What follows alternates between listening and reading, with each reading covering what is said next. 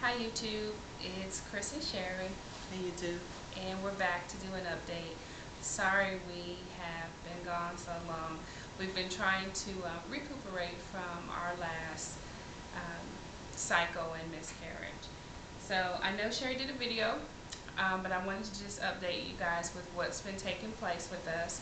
As you know, if you watched our last video, we did miscarry with our last cycle. We did make it to our 6-week mark, which was about cycle day 38, and they couldn't find the baby. So I had a sonogram. The doctor thought that I was experiencing an ectopic pregnancy. On the sonogram, they were able to determine the baby was in the right place, but that my hormone levels had started to drop, indicating that I was going through a natural miscarriage. So the doctor wanted to watch me a few days, and she did that until probably about cycle day 45. And on cycle day 45, she decided, we wanted to go ahead and assist with the miscarriage. So she had me take an injection of methotrexate, which basically speeds up the process of your body miscarrying. So once I had that injection, I actually physically miscarried on cycle day 51, and that was a little different if you've never miscarried before. I experienced a little bit of cramping, a gush of fluid, and then it just miscarried. So we were prepared for it because through cycle day 38, my doctor had already told me that the hormone levels were dropping, and we kind of knew in this process we'd rather have a healthy child than a child that is born with chromosome concerns. So we were okay with that. Emotionally, it takes some maturing and really pulling together to get you there, but nothing that we had to go see a counselor or anything like that about. But so after the miscarriage, um, I did experience a bladder infection, which my doctor had to put me on antibiotics and plenty of bed rest. So at first I didn't go on bed rest because I'm stubborn. I don't like taking medication, and I just have things to do. So I didn't go on bed rest until I physically was not able to do anything, and I just had to go on bed rest for a whole week. And if you've ever been on bed rest, you can think of everything that you need to do while you're on bed rest. So Yeah, and imagine me trying to make her stay in the bed. So, you know.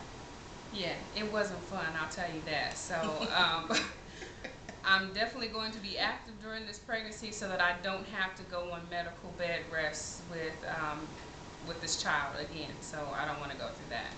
So after the rest, my doctor basically waited for another cycle, waited for the cycle to start again, and she said once the cycle started again to start taking baby aspirin and then start back on my vitamins. I couldn't take vitamins or Tylenol or anything like that when they gave me the injection because it affects your liver. So without taking my vitamins, I was extremely tired, and was very appreciative when I was able to start taking my vitamins again. So where we are today. Well, before we move forward, one of the things that I really like about this clinic and really this doctor is that she takes care of her patients. And so um, we just basically just went back to her, after everything, after the miscarriage. We physically sat with her, and as a group, we all decided what was our next game plan.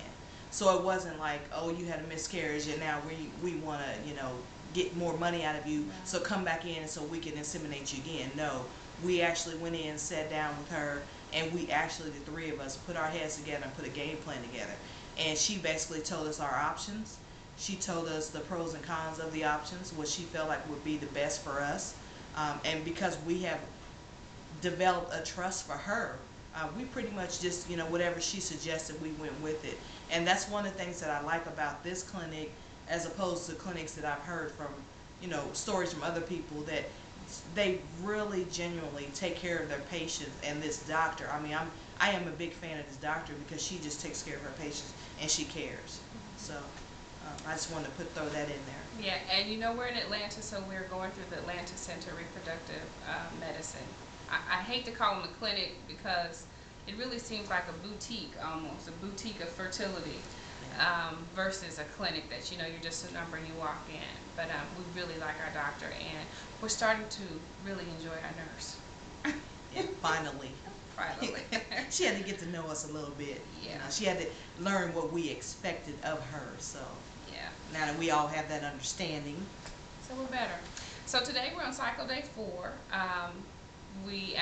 My doctor said it's time to start with fertility medication. She was actually shocked that, we waited and wanted to go natural and hadn't tried to start sooner. But I told her, I've never had a problem getting pregnant, so I didn't really want to jump on fertility drugs right away. But I have decided, yes, okay, let's get the ball rolling. So cycle day 3, we're taking a medication. We have to take it from cycle day 3 to cycle day 7, which is letrozole, which we'll put it up on the screen here. It's letrozole 2.5 milligrams.